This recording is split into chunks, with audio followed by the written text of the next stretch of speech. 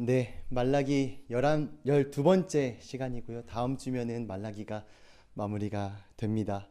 말라기를 준비하고 또 전하면서 저에게 두 가지 크게 변화가 있었는데 첫 번째는 죄에 대해서 민감해졌다라는 겁니다. 그리고 두 번째는 무엇이 영원한 소망인지 계속 생각하게 된다라는 거죠. 말라기서를 마치면서 여러분들도 저와 동일하게 죄에 대해 민감해지셔서 하나님을 기뻐하시는 삶을 살아내는 여러분들에게 소망하고요. 두 번째는 진짜 썩어지는 것과 진짜 영원한 것이 무엇인지 계속 고민하고 생각하여 그 말씀 안에서 진리를 발견해내는 그런 성도가 되기를 소망합니다. 제가 오늘 복습을 좀 해볼까 하는데요. 이스라엘 백성들은 잘못된 소망으로 잘못된 삶을 살게 됩니다. 그런 이스라엘 백성들에게 말라기 선지자를 통해서 하나님의 메시지를 전하고 있습니다. 특별히 이스라엘 백성들의 특징을 좀 보자면 하나님의 공의에 대해서, 하나님의 정의에 대해서 인정하지 않는 모습들을 보게 됐습니다. 그리고 선과 악을 자기네들이 멋대로 정의를 내리죠. 이것이 선하고 이것이 악하다라고요. 그래서 그런 자들에게, 그런 이스라엘 백성들에게 하나님은 무엇이 공의인지 말씀하고 계시고, 특별히 지난주에는 이런 죄악의 문화 속에서, 이런 세대 속에서 하나님을 경외하는 자들이 나타납니다. 그런 자들의 고백, 그런 자들의 삶을 하나님은 경청하시고 그들의 삶을 기억하신다라는 메시지를 우리가 지난 시간에 배웠습니다. 오늘 말씀은요, 하나님을 경외하는 자들에 대해서 동일하게 말씀을 하는데, 그런 하나님을 경외하는 자들을 하나님은 어떻게 대하시는지, 그리고 하나님의 공의가 어떻게 실현될 것인지에 대해서 오늘 말씀을 나눠보고자 합니다. 말씀으로 바로 들어가 볼게요. 17절 같이 한번 읽겠습니다. 시작.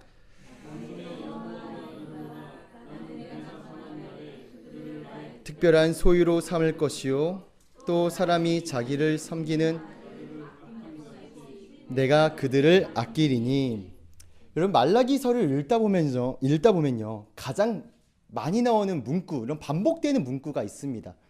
우리가 많이 기억나는 문구는 이스라엘 백성들의 뻔뻔함, 우리가 어떻게 하나님을 실망시켜 드렸습니까? 라는 뻔뻔함도 있고요. 두 번째는 바로 많이 나오는 문구 중 하나가 만군의 여호와가 이르노라 라는 말들이 많이 나오는 것들을 우리가 볼 수 있습니다. 왜 하나님께서는 이렇게 만군의 여호와가 이르노라 라는 말씀을 많이 또 계속 표현하고 계신 걸까요? 그 이유는요, 공의 그 자체가 되시는 하나님, 그리고 모든 만물의 왕 되신 하나님을 그들에게 드러내시는 겁니다. 그렇다면 왜 드러내실까요? 이스라엘 백성들, 그들이 하나님은 단순히 자신에게 복을 줄 우상 정도로만 생각하고 있다는 것을 우리가 알 수 있습니다. 우리 지난 시간에요, 지지난 시간인가요? 14절에 보면은 하나님을 섬기는 것이 헛되다라는 표현을 우리가 배웠어요. 우리 14절 한 번 더 보겠습니다. 14절 같이 한번 읽어볼게요. 시작. 만군의 여호와 앞에서 그 명령을 지키며 슬프게 행하는 것이, 네, 14절에 하나님을 섬기는 것이 헛되다, 이 헛되다는 가짜다, 그리고 심지어 우상을 섬기는 행위이다, 이렇게 표현을 한 겁니다. 그러니까 하나님을 섬기는 게 단순히 만군의 하나님, 모든 만물의 왕 되신 하나님을 섬기는 그런 마음이 있는 것이 아니라 자신들의 소망을 이루어 주실 그냥 작은 우상으로만 생각했던 그들의 이념이 우리는 이 말씀을 통해서 볼 수 있는 것입니다. 그들은 하나님에 대한 공의에 대해 의심도 했고요, 자신들이 하나님보다 지혜롭다라고 생각을 했습니다. 더 나아가서 불의와 정의를 판단하는 모습도 보게 됩니다. 만군의 여호와 하나님, 우리는 하나님이 어떤 분이신지 명확하게 알아야 합니다. 단순히 추상적인 이미지가 아니라 그분이 도대체 어떤 분이신지 이 말씀을 통해서 바르고 명확하게 알아야 합니다. 여러분, 그래야 그분의 크심을 인정하게 되고요.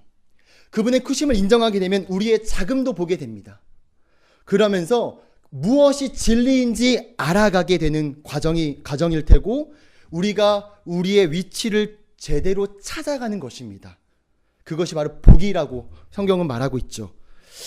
17절에는요, 또 이렇게 하나님께서 말씀하십니다.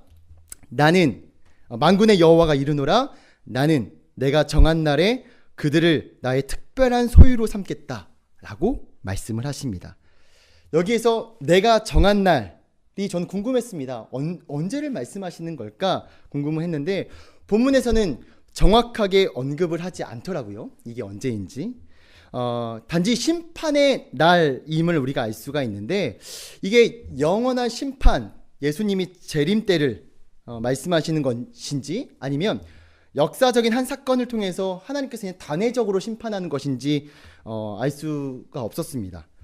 근데 여러분, 제가 이 말씀을 연구하다 보니까 어느 때, 그러니까 언제인지가 중요한 게 아니라 지금 이 심판은 하나님의 주권적인 역사임을 드러내고 있다는 거예요. 다시 말해서요, 이 정하다, 정하신 날에 이 정하다라는 동사는 오세라는 단어를 썼어요. 히브리어 오세라는 단어를 썼는데, 이 오세라는 의미는 능동적으로 움직이시다, 능동적으로 행동하다, 만들다, 이런 의미가 포함되어 있습니다. 즉 그들이 마음대로 망한다, 흥한다, 이런 것을, 흥망성쇠를 판단하는 것이 아니라 누가 판단하는 것이냐면 하나님이 능동적으로 움직이실 때, 능동적으로 행동하실 때, 그때에 비로소 흥망성쇠가 판단되어진다는 것을 알 수가 있죠. 여러분, 우리도요, 하나님의 크신 계획을 우리가 다 알지 못해서, 다 보지 못해서 눈앞에 있는 어려움, 내 고난에 갇혀서 망했다, 힘들다, 우리 이게 올바른 길이 아니다, 이렇게 표현할 때도 많습니다. 그래서 때로는 급하게 우리의 마음 가운데 하나님의 계획을 이제 신뢰하지 못할 때도 있습니다. 여러분, 그러나 우리가 잊지 말아야 할 것은 흥망성쇠의 기준은 이 땅에서 우리가 무엇을 가졌는가가 아니라, 어떻게 걸어갔느냐가 아니라 우리가 영원히 거할 곳이 어디인가입니다. 그리고 그곳에는 이미 예수님의 십자가의 부활과 십자가의 사건으로 우리가 들어갈 자격이 주어졌다는 겁니다. 여러분, 이 땅에서 어려움 결코 하나님이 가볍게 보시진 않습니다. 그러나 우리가 바라봐야 할 것은 우리가 들어갈 곳이 어디인가, 우리가 영원히 거할 곳이 어디인가를 우리가 생각하고 바라보기를 소망합니다. 또한 이 땅에서의 어려움은 결코 하나님께서 우리의 손을 놓고 계신 것이 아니라 하나님의 백성으로, 이 땅에서 어려움은 하나님의 백성으로 아주 멋지게 다듬고 계심을 잊어선 안 됩니다. 우리가 바라봐야 할 곳, 바로 영원한 우리의 처소, 그것을 바라볼 때 우리는 흥한 사람들일 줄 믿습니다. 아멘. 자, 17절에 보면요, 하나님께서 스스로 정하신 그날에 하나님께서 우리를 어떤 존재로 삼으시겠다고 말씀하시죠? 특별한 소유로 삼겠다고 말씀을 하십니다. 여기서 그들은 17절에 말한 그들을 나의 특별한 소유로 할 때 그들은 바로 여호와를 경외하는 자를 의미하겠죠. 이 특별한 소유는요, 성경에서 8번 사용되어졌더라고요. 8번 사용해졌는데, 이 표현은 하나님께서 사랑하는 대상을 아주 소중하게 소유하신다는 의미를 나타낼 때 사용되어졌습니다.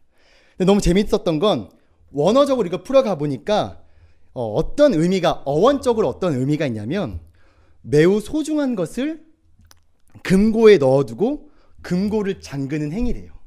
이 표현이 바로 특별한 소유, 이 서굴라라는 표현인데, 소중한 것을 금고에 넣어두고 금고를 잠그는 행위를 의미한다고 합니다. 즉 하나님 우리를 그렇게 대하신다라는 거죠. 결코 잃어버리지 않으며 그 누구도 손을 대지 못하도록 보호한다는 하나님의 마음이 고스란히 느껴지는 절입니다. 자, 우리 17절 보면요. 한 번만 더 읽어볼까요? 17절 한 번 더 읽어보겠습니다. 시작.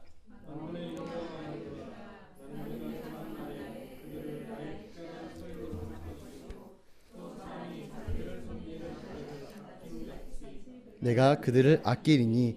하나님은 우리를 특별한 소유로 삼으실 뿐만 아니라 하나님은 다른 표현으로 우리와의 관계를 말씀하십니다. 바로 어떤 표현이냐면 아들이란 표현으로 아버지와 자녀의 관계임을 나타내고 계십니다. 여러분, 구약에서는요, 하나님께서 하나님과 백성들의 관계를 아버지와 자녀의 관계로 많이 언급하지 않으십니다. 그렇게 표현하는 것이 흔치가 않으시죠. 그러나 말라기에서는 친밀하신 하나님을 자주 드러내십니다. 특별히 아버지와 자녀의 관계를 특별하게 많이 드러내시는데, 왜 그렇게 하나님은 아버지와 아들, 아버지와 자녀 관계를 많이 드러내실까요? 왜 그럴까 고민을 좀 해보니까 그들은 잘못된 소망으로 하나님의 공의에 대해서 불신한 것뿐만이 아니라 어떤 것에 대한 실망이 있었죠? 하나님은 우리를 사랑하지 않으신다라는 마음이 있었습니다.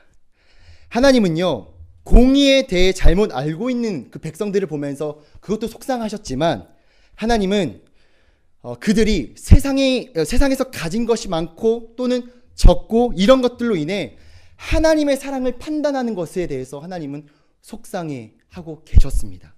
그래서 말라기 선지자를 통해서 너희들과의 나의 관계는 아버지와의 자녀의 관계야 라는 그 표현을 사용하심으로써 하나님의 영원한 사랑, 끊임없는 사랑을 지금 표현하고 계십니다. 우리도요, 저도 마찬가지입니다. 현재 처한 상황으로 인해서 하나님의 사랑을 왜곡되게 우리가 받아들일 때도 있죠. 저도 얼마 전에 저에게 좀 힘들었던 일들이 있었습니다. 그럴 때 그때 제가 어떤 고백을 했냐면, 하나님 저 사랑하시는데 왜 이렇게 괴롭히십니까? 라는 고백을 했어요. 너무 힘드니까 하나님 사랑하시는데 왜 저를 괴롭히십니까? 라고 막 엄청 투정을 부릴 때가 있었습니다. 그러던 때에 제가 오전 예배 때 선포되어진 하나님 말씀을 들으면서, 사람의 한계는 죄성으로 인해서 하나님의 사랑을 올바르게 보지 못한다.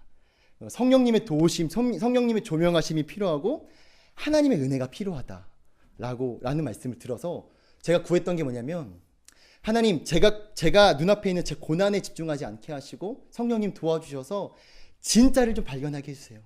진짜 하나님 마음을 알게 해주세요 라고 구했더니, 하나님이 어떤 것을 저에게 은혜를 부어주셨냐면, 제가 처해 있는 그 어려움이 사라지는 그런 역사가 일어난 게 아니라 십자가의 은혜가 생각나게 되더라고요. 십자가의 그 사랑을 하나님이 기억하게 하시더라고요. 그러면서 저에게 어떤 마음이 들었냐면, 내가 어떤 은혜를 받았는가, 내가 어떤 사랑을 받았는가에 대해 생각하게 되었고, 그렇다면 난 누구인가에 대해 생각을 해보게 되었습니다. 하나님의 그 놀라운 사랑, 그 십자가의 은혜와 사랑으로 내가 하나님을 아버지라 부를 수 있게 되었고, 내가 하나님의 자녀라는 그 존재에 대한 회복을 경험하게 되니까, 다시금 생각하게 되니까 내 눈앞에 있는 문제들이 그렇게 어렵게 보이지 않더라고요. 오늘 하나님은요, 그런 말씀을 이스라엘 백성들에게 하고 계신 것 같습니다. 너희들이 처해 있는 상황과 어려움 분명히 인정한다. 그러나 그 어려움과 상황을 비켜나가고 없애는 게 하나님의 궁극적인 메시지가 아니라, 너희가 어떤 사랑을 받았는지, 너희가 어떤 은혜를 받았고 너희가 어떤 존재인지 하나님은 지금 알려주고 싶어 하십니다. 우리가 때론 어려움 가운데 하나님께 기도하는 건 그 어려움을 피해가게 해달라고, 그 고난을 벗어나게 해달라고 기도를 하곤 하죠.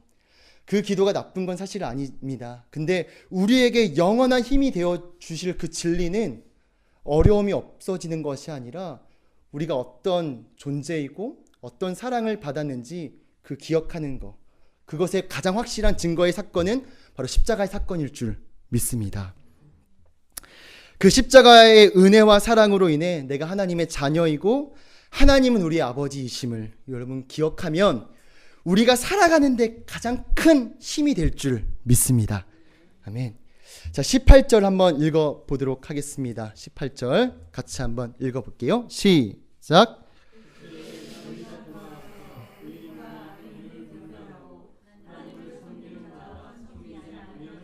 분별하리라. 네, 18절에 표현된 그때라고 시작하죠. 그때는 바로 17절에 표현된 하나님이 정하신 날, 하나님 능동적으로 움직이시는 그런 날을 의미합니다. 그 하나님께서 정하신 그때에 이스라엘 백성들은 돌아와서 의인과 악인을 분별할 거라고 표현을 하십니다. 여기서 여러분 돌아오다라는 동사를 제가 한번 보게 되었는데, 여기서 돌아오다라는 이 표현은 동사로 사용되어지지 않고 부사로 사용되어졌다라고 해요. 이 말은 뭐냐면, 돌아오다는요 동사로 사용되어질 때는 회개하다, 주님께로 돌아오다, 이런 표현인데, 이 표현, 이 돌아오다라는 이 표현을 부사로 사용되어지면 다시, 한 번 더, 이런 표현이라고 해요. 그러니까 이때 18절에 나타난 이 너희가 돌아와서는 이스라엘 백성들이 회개해서 의인과 악인들을 다시 한번 분별하게 될 것이다 라는 의미가 아니라, 이 다시 너희가 악인과 의인을 분별하게 될 것이다 라는 의미예요. 그럼 왜 다시라는 표현을 썼을까요? 이 다시는요 성경에서 많이 사용되어졌는데, 이때는 언제 사용되어졌냐면 하나님께서 심판을 내리실 때 그 사건들을 기억나게 하게끔 상기시키기 위해서 사용되어질 때 이 다시, 돌아와서 라는 표현을 사용되어졌다라고 하죠. 과거에 하나님께서 온 세상을 홍수로 심판하신 그 사건, 또한 애굽에서 하나님이 끄집어내시면서 이스라엘 백성들을 승리한 백성으로, 반대로 애굽의 군사들은 패망한 군사들로 만드신 것처럼 하나님은 그 날을 기억해라, 그 심판하신 하나님을 기억하라 라는 말로 돌아와서 라는 표현을 썼다라고 합니다. 여기서 우리가 주목해야 될 점은요, 분별하다라는 거예요. 분별하다. 여기서 말하는 분별하다는요, 단순히 옳고 그름을 안다는 것이 아니라 머리로 이게 옳구나, 이게 그르구나 하고 이 정도의 알미 아니라, 이 분별하다는 동사는요 직접 두 눈으로 보고 경험한다는 의미예요. 즉 어떤 학습에 의해서, 어떤 정보 전달에 의해서 생겨난 분별함이 아니라 그들이 직접 경험하여서 아주 명확하게 새겨진 기준점이라는 의미죠. 그래서 이 분별한다는 의미는 이 경험에 의한 분별함으로 우리가 볼 수 있습니다. 그러면서 이 의인과 악인을 분별하게 될 것임을 말씀하시면서요, 의인이 누구인지 악인이 누구인지 아주 간단하고 명료하게 말씀하십니다. 자, 18절에는요 분별하다는 동사를 두 번 말하죠. 그죠? 두 번 말하면서요 의인과 악인에 대해서 추가적인 설명을 하는 것을 볼 수가 있어요. 여러분 한번 찾아보시겠습니까? 자, 의인은 누구라고 지금 설명되는 것 같죠? 그렇죠. 하나님을 섬기는 자고, 악인은 하나님을 섬기지 않는 자입니다. 여러분, 그들은요, 이스라엘 백성들은 하나님을 섬기는 것이 헛되다라고 고백했어요. 그리고 악인을 의인처럼 부러워했습니다. 하나님을 섬기지는 않는데 부자야. 하나님을 섬기지 않는데 잘 살아요. 하나님을 섬기진 않지만 건강하게 살아가요. 육체적으로. 그리고 막 힘이 있는 사람들, 나라를 보면서 하나님을 섬기진 않지만 의인이네 라고 평가했던 사람들이 바로 이스라엘 백성들이었습니다. 그런 백성들에게 하나님은 다시금 공의와 정의를 선포하시는데, 의인과 악인을 분별하는 기준은 하나님을 섬기느냐 섬기지 않느냐라고 다시 한번 정의를 내려주십니다. 여러분, 우리는 누구를 의인이라고 생각하시나요? 우리는 누구를 성공한 사람이라고 생각을 하십니까? 최근에 동기 전도사님과 같이 얘기를 나눈 적이 있습니다. 그 전도사님은 아주 큰 대형교회 전도사로 사역하고 있습니다. 대화를 하다가 서로의 사역의 이야기를 좀 주고받았습니다. 근데 제가 이 다드림교회에서 사역하는 그 이야기를 했을 때 그 동기 전도사님이 저를 되게 측은하게 보더라고요. 불쌍하게 이렇게 보고 기분이 좀 안 좋았습니다. 그래서 그 교회에서 나와서 큰 교회로 와라. 너가 성장하려면 이런 얘기를 하니까 제가 이렇게 얘기했습니다. 나는 내가 지금 사역하고 있는 교회가 자랑스럽다. 왜냐면 건강하고 이런 큰 교회를 내가 본 적이 없다. 왜냐하면 하나님 말씀을 바르게 전하는 사역자와 하나님의 말씀을 바르게 살려는 성도의 이 조합이 기가 막히다 라고 아주 자신 있게 네, 말을 하였습니다. 네. 저는 그 전도사님을 보면서 저의 모습도 좀 보게 되었어요. 저도 전도사이지만 은연중에 세상의 기준으로 판단할 때도 너무나 많았고, 하나님의 일을 하는 사람도 그 성공의 기준을 자꾸만 세상의 기준으로 바라볼 때가 너무나 많았음을 저 또한 반성하게 되었습니다. 여러분, 하나님을 섬기지 않는데, 하나님을 진정으로 바르게 섬기지 않는데 겉모습만 종교적인 모습이 있다는 것이 의인이 아닙니다. 우리 마음 가운데 우리의 기준은 여전히 세상의 영향 가운데 있지만 하나님을 바르게 알아감으로 무엇이 의인지, 무엇이 복인지 명확하게 알아가는 저와 여러분들이 되기를 소망합니다.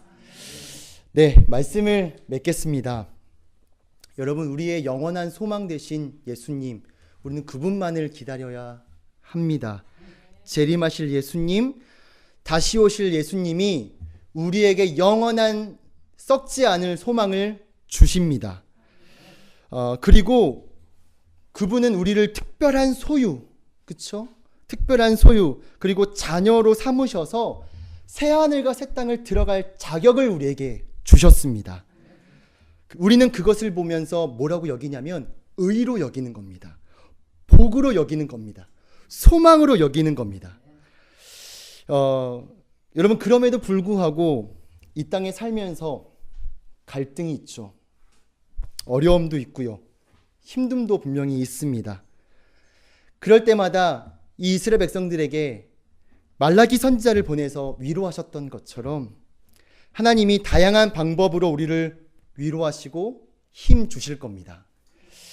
오늘 밤 이렇게 맺겠습니다. 오늘 밤 그리고 앞으로 우리의 인생 가운데 우리에게 허락하신 새하늘과 새 땅을 바라보며 기대하십시오. 그리고 또 가장 많이 우리를 사랑하시는 그 하나님의 따뜻한 음성이 우리의 삶의 여정 가운데 늘 선포되어질 것입니다. 기도하겠습니다.